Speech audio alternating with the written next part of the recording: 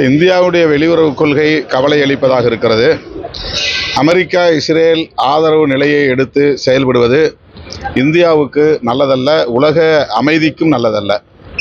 நம்முடைய பிரதமர் அவர்கள் இது தொடர்பான நிலைப்பாட்டில் ஒரு மறுபரிசீலனை செய்ய வேண்டும் என்கிற வேண்டுகோளை விடுதலை சிறுத்தைகள் கட்சியின் சார்பில் முன்வைக்கிறோம். அமெரிக்க ஆதரவு எந்த வகையிலும் நமக்கு உடன்பாடானதல்ல, உகந்ததல்ல, நல்லதல்ல.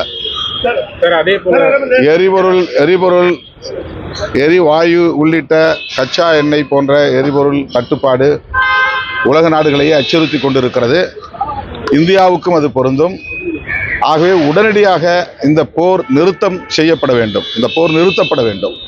அதற்கு நம்முடைய இந்திய அரசு, இந்திய பிரதமர் உரிய முயற்சிகளில் ஈடுபட வேண்டும் என்றும் வேண்டுகோள் விடுக்கிறேன். ரஜினி திமுக வராத காரணமே திமுக தான் அப்படின்னு சொல்லிட்டு ஆதவர்ஜுனா சொல்லியிருக்காரு. இது ஆதாரம் இல்லாத ஒரு கருத்து.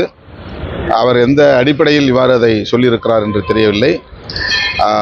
ரஜினிகாந்த் அவர்கள் பதவி, அதிகாரம் போன்றவற்றில் பெரிய ஈடுபாடு உள்ளவர் அல்ல, ஆசை உள்ளவர் அல்ல.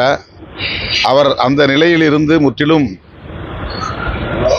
விலகி நிற்பவர், முதிர்ச்சி அடைந்தவர் என்று நான் நம்புகிறேன். ஆகவே அவர் எந்த அச்சுறுத்தலுக்கும் அஞ்சி தன்னுடைய நிலைப்பாட்டிலிருந்து பின்வாங்கியிருக்க வாய்ப்பே இல்லை. அது தவறான ஒரு கருத்து என்று நான் கருதுகிறேன். துணை முதல்வர் என்கிட்ட விவாதிக்க தயாரா அப்படின்னு சொல்லிட்டு ஆதவர்ஜுனா சவால் விட்டுருக்காரு. அதே நேரத்தில் நிரூபிச்சுட்டாக்க நான் அரசியல இருந்து வெளியே போறேன் அப்படின்னு சொல்லியிருக்காரு. சார், நீங்க சொல்லுங்க. ஜனநாயகங்களோட ரிவைஸ் கமிட்டி பாத்தீங்கன்னா சென்ட்ரல் போர்டா அனுப்பிச்சிருந்தாங்க. அதே போல அன்றைக்கு தான் இதெல்லாம் ஒர்த் இல்லாத கேள்வி.